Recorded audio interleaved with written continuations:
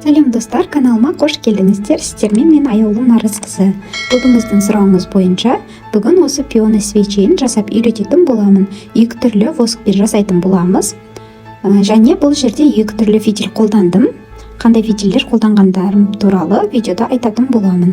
Бұл видеодан сіздер кез келген формовый свечеге қанша грамм воск кететінін формуламен үйреніп алатын боласыздар. Және осы пионы свечейін қалай шығару, тағы да басқа формовый свечейдің осындай идеальный болып шығу үшін қандай лайфхактар қолданатынымызды осы видеомда айтам. Сондықтан каналыма тіркеле кетіңіздер. Және менің инстаграм аккаунтыма да тіркеліп қойыңыздар. Сол жерде мен сіздерге магазиндерін беретін боламын. Қай заттың магазині керек, сол жерге маған жазсаңыздар болады. Қазіргі кезде байқап жүрсеңіздер, бұл пионы свечейін тек қана декор ретінде емес, тойбастар ретінде де өздерінің қонақтарына сыйлап жатқанын көріп жүрсіздер. Сондықтан тойбастар ретінде керемет идея деп ойлаймын. Қажетті заттарын көрсете кетейін. Ең бірінші бұл бізде формамыз. Формамызды мен Балберстен алған болатынмын.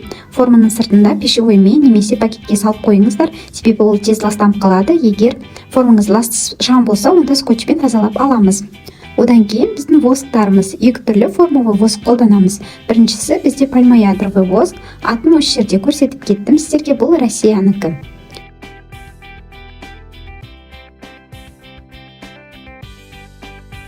Ал екінші воскымыз, бұл бізде британский воск, соевый воск. Екеуін де жасап көрсеттім, қайсысы сіздерге ұнады, соны өздеріңіз таңдайсыздар. Енді көптеген формовый восктар бар. Олардың барлығын алып, өздеріңіз негізі эксперимент жасап көріңіздер деп айтқым келеді. Енді қазіргі кезде тойбастар ретінде тайский восктар жақсы сатылымда, бірақ олардың да кейбіреулері жақсысы бар, кейбіреулері шамалы. Сондықтан өздеріңіз тест жасап көріңіздер. Одан кейін воскымызды еріту үшін осындай плиткамыз қажет. Үстіне осындай ыдысымыз сумен, нержавейка ыдыс болғаны жақсы. Одан кейін біздің кувшинымыз воскымызды ерітетін. Келесі бұл бізде весымыз. Одан кейін біздің феніміз. Фен осындай кішкентай түрін алуға кеңес беремін. Мен Пинтотодан алған болатынмын. Басы менде осындай болып келді, бірақ осындай насадкасын бөлек сатып алдым базардан. Негізі дұрыс насадка менде таңдап алсаңыздар болады, мен шатасып кеткен екенмін. Одан кейін менде осындай екі фитильдер, формовый воскқа осындай фитильдер қолданамыз. Біріншісі бұл бізде косинка сияқты өрілген фитиліміз. Бұның диаметрі 5-7 сантиметрлік формаларға келеді. Екінші бұл бізде оралған скрушенный деп аталады. Осы екеуі де біздің пионы свечемізге жақсы келеді. Одан кейін формамыздан осы фитилімізді шығару үшін бізді қолданамыз. Бізде воскымыздың градусын өлшеу үшін осындай термометр қолданамыз. Міндетті түрде болуы қажет. Одан кейін краситель қолдансаңыздар болады. Красительдің екі түрі бар, жидкий немесе осындай құрғақ түрі. Енді менде бұл жерде құрғақ түрі украинский. Одан кейін фитилімізді ұстап тұру үшін осындай темір держатель алуға кеңес беремін. Болмаса ағаш держательде қолдана беріңіздер. Ең бірінші формаға осындай таза суымызды құйып өлшеп алатын боламыз. Кез келген формаға ең бірінші қанша грамм воск кететінін өлшеп алғанымыз дұрыс. Ең бірінші формамызды весіға қойып, оны 0 қылып аламыз. Содан кейін барып қана су құямыз, толғанша бетіне шейін толтырып су құямыз. Қанша грамм болды, соны ұмытпаңыздар. Бұл жерде весіңіздің граммда тұрғанына мұқият болыңыздар. Бізде бұл жерде 80 шықты. Бұл бізде ендігі восктың нақты цифры емес. Біз қазір формулаға саламыз. Біз 80-ді көбейтеміз, 0,9-ға көбейтеміз. Сол кезде бізде қанша грамм воск кететіні шығады. Кез келген формаға осылай суды құясыздар. Шыққан санды 0,9-ға көбейтеміз. Сонда шыққан сан бізде воск болады. Менде 72 шықты.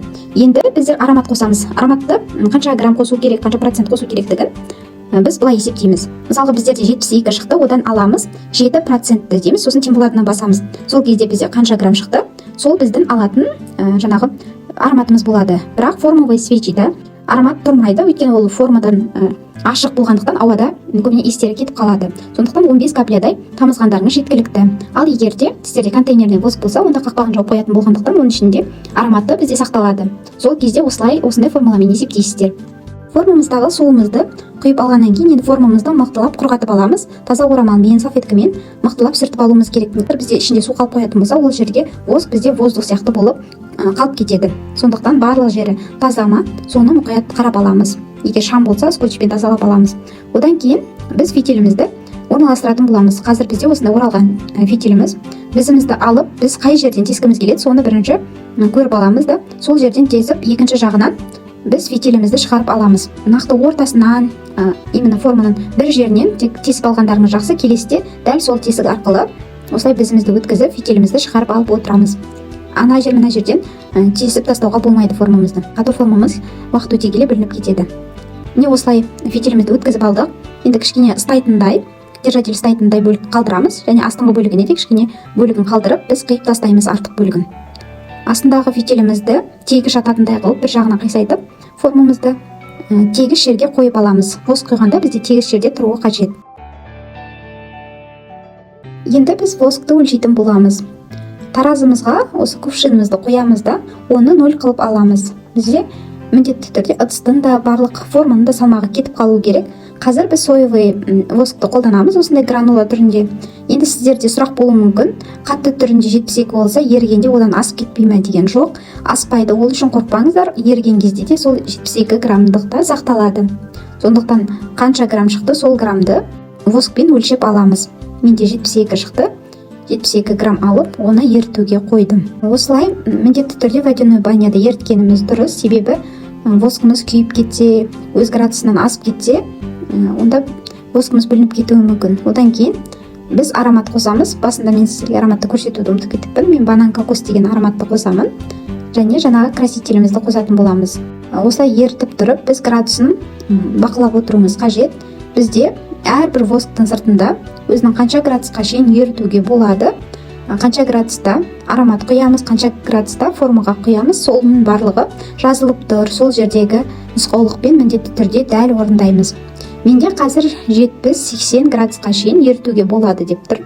Мен 70 градустан асырып алатын боламын. Біздің воскымыз түгел еріп, бізде әлі 70-ке жетпеген болса да, біз астыңдағы плиткамызды сөндіріп тастаймыз, себебі судың ысылығының өзі біздің воскымызды одан әрі қарай еріте береді. Және термометрді ұстап тұрған кезде ең астына кувшиннің ыдысына емес, жаңағы воскымызға ұстап тұрамыз. Кувшиннің градусы өте жоғары болуы мүмкін, ал бізде восктың градусы басқаша болуы мүмкін. Сондықтан біз тек воскты өлшеп тұруымыз қажет. Енді біз красителімізді қосатын боламыз. Видеодағыдай кішкентай бөлігі бізге жарайды.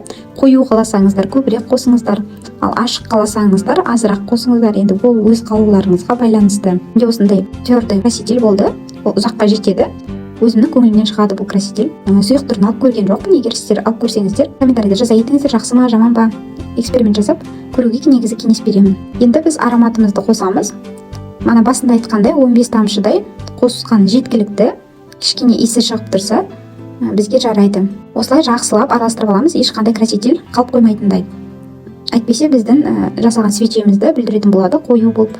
Сондықтан жақсылап араластырып аламыз. Енді біз формамызды фенмен осылай қыздырып аламыз. Себебі формамыз салқын болып ыссы. Біз воскымызды құйған кезде кейбір жерлерінде біздің воскымыз бармай, формаға әдемі қатпай қалады. Сондықтан ең бірінші формамызды өйстіп ыстып, жақсылап, содан кейін барып воскымызды құямыз. Сол кезде воскымыз барлық бөлігіне орналасатын болады. Және формамызды жан-жағын кішкене соғып тұрамыз. Арасында воздух қалып қоймау үшін жай-жайдан бөліп құюға кеңес беремін. Біздерде кейбір восктардың ортаңғы бөліктері отырады. Ол кезде егер отырып жатса, сіздерде тағы үстіне воск құйып жіберуге болады, немесе беткі бетін фенмен ерітіп жіберсеңіздер, ол тегіс болып қайтадан қатып қалады. Енді біз свечемізді қанша сағатқа шейін қалдырамыз? Бізде максимум біз 4 сағатқа қалдыруымыз керек. Егер ертерек алып қоятын болсаңыздар, сіздер воскты сындырып алуларыңыз мүмкін. Сондықтан шыдамдылықпен күтеміз. Фитилімізді дәл ортасына қойып, держателімізбен тұрғызып аламыз. Одан кейін біз формамызды қозғамай 4 сағатқа қалдырамыз. Мен түнде жасап жатқандықтан таңертеңге шейін қалдырдым, таңертең ғана шығарған болатынмын. Свечеміз кепкеннен кейін осылай ең бірінші жоғарғы бөлімдегі держателін алып, артық біздің фитилімізді қиып тастасақ болады, немесе ең бірінші шығарып алып, тартып кішкене көмектеседі. Тартсаңыздар сол арқылы шығарып алып, содан кейін ғана қиып тастай берсеңіздер де болады. Енді сіздерге осы жерде пионерді қалай шығарамыз, сол туралы көрсетіп кетейін. Ең бірінші біз лепестоктардың барлығын осылай жаймен босатып аламыз жан-жағынан. Міндетті түрде жан-жағынан жайлап босатып алғандарыңыз жақсы, өйткені бірнеше лепестоктары бар, сынып кетуі мүмкін.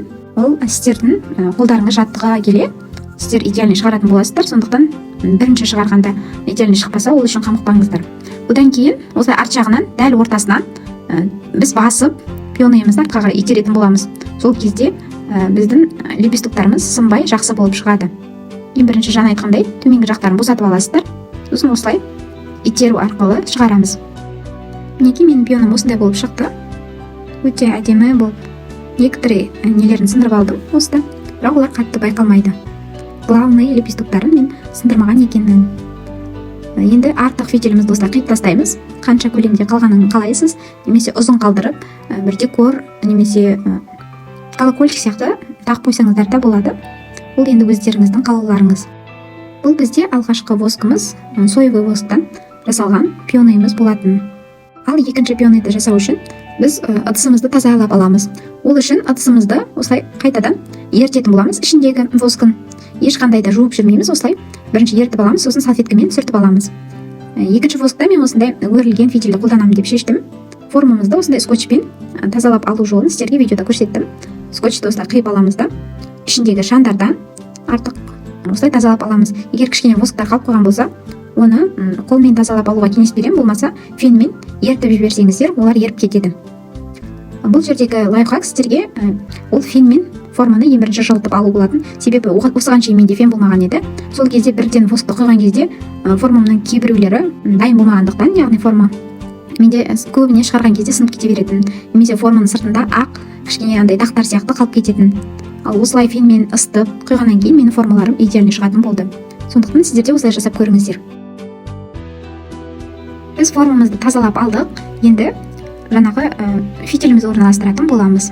Ол үшін мана біз қай жерден тездік, сол жерден қайтадан бізімізді кіргіземіз. Кез келген жерінен, айттым ғой, тесе бермейміз, ато формамыз бүлініп кететін болады. Себебі форма бізде одноразовый емес, сондықтан көбіне қолдану үшін бізге жақсылап пайдалану қажет формамызды. Манағыдай сыртына кішкентай бөлігін қалдырып кетеміз, жоғарғы бөлігіне держательді ұстап қоятындай бөлігін қалдырамыз. Ал артық бөлігін қиып тастаймыз. Біз формамызды дайындап болғанша, ыдысымыздағы воск еріп болған екен. Біздерде келесі осындай розовый воск болмайтын болса, біз оны осылай тазалап тастаймыз. Егер келесі сіздерде розовый воск болса, онда үстіне құя бересіздер. Менде келесі ақ түсте ешқандай краситель қоспайтын болғандықтан осылай тазалап алдым. Ертіп алғаннан кейін құрғақ салфеткамен осылай жақсылап сүртіп аламыз. Астыңғы бөлігіндегі суын да сүртіп аламыз. Себебі біз қазір бұл ыдысқа воск өлшейтін боламыз. Кувшинімізді кішкене салқындатып алғаннан кейін таразымызға осылай қойып, оны 0 қылып аламыз. Енді бізде келесі воскымыз прямоядровый воск, российский. Сыртында қандай градусқа шейін еріту барлығы жазылған. Бұл воск өзіме қатты ұнайды. Осылай мен кішкене бөлігін кесіп алдым. Себебі баста көрсеткенімде олар өте қатты. Сондықтан өзіңізге дайындап алыңыздар. Бұл жерде де біз 72 грамм алатын боламыз. Енді дайындап алған воскымызды водяной банямызда дәл бірінші воскымыз секілді ерітетін боламыз. Одан кейін ароматын қосамыз. Бұл жерде бізде 75 градусқа шейін ерітуге рұқсат берілген. Сондықтан 75 градусқа шейінгі аралықта біз ерітетін боламыз. Одан әрі қарай асып кетуіне болмайды. Жеткізбей қойып тастасаңыздар да кішкене сіздердің жасаған формуларыңыз бүлінуі мүмкін. Сондықтан дәл формуламен жасауға кеңес беремін. Егер сұрақтарыңыз болса, төменде комментарийда жаза кетіңіздер. Көрген кезде міндетті түрде жауап беремін. Егер де асығыс болсаңыздар, срочно сұрақтарыңыз болса, онда Instagram аккаунтыма ayokka_decor парақшама жазып сұрасаңыздар болады. Ол жерде сіздерге тезірек жауап бере аламын. Байқап отырсаңыздар, восктардың бір-бірінен қатты айырмашылығы жоқ. Ең бірінші осы сыртындағы нұсқаулығында қанша градуста аромат қосу керек, қанша градусқа шейін ерітуге болады. Сол жағын қарап алсаңыздар, былайша барлығында бірдей дәл формаға құюда, ароматты құюда дәл сондай болып келеді.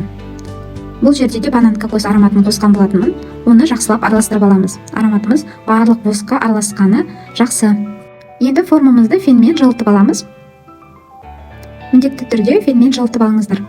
Басында менде фенді маңызды деп ойламайтынмын. Қазір менің біраз қолымды жеңілдетті десем болады. Қайтадан ертіп, қайтадан құйып жүрмеймін. Осылай бірден идеальный болып шығады. Сіздерде воск көп болатындай көрінеді, бірақ барлығын құямыз міндетті түрде. Ол бізде асып кетпейді. Қорықпаңыздар одан. Содан кейін воскымыз ортаңғы бөлігі кейбір восктарда отырады. Бұл кезде не істейміз, одан қорқудың қажеті жоқ. Біз жоғарғы бөлігін фенмен кішкене ертіп жібереміз, тегістеп. Одан кейін әрі қарай қатыра береміз, немесе кішкене воскты ертіп үстіне қосып жіберсек болады. дәл түсін шығара алмаймын десеңіздер, онда жаңағы айтқандай фенмен ерітіп жіберіңіздер. Содан кейін қатқанда ол тегіс болып кеуіп қалады. Менде осы екінші пионамда ортаңғы бөлігі кішкене отырған болғандықтан мен фенмен ерітіп жібердім, бірақ оны сіздерге видеоға түсірмеппін. Солайша менің астыңғы бөлігім тегіс болып қайтадан қатып қалды. Неге арада 3-4 сағат өткеннен кейін біз формамыздан босататын боламыз. Ортаңғы бөлігін еріткеннен кейін осылай әп-әсем болып шықты. Енді жан жағынан дәл бірінші көрсеткенімдей жақсылап босатып аламыз. Содан кейін ортаңғы бөлігінен итеріп шығарамыз. Осы формамда менде лепестоктары сынбай әдемі болып шықты. Ол кейбіреулері воскқа да байланысты болады, сондықтан эксперимент жасап көргендеріңіз жақсы.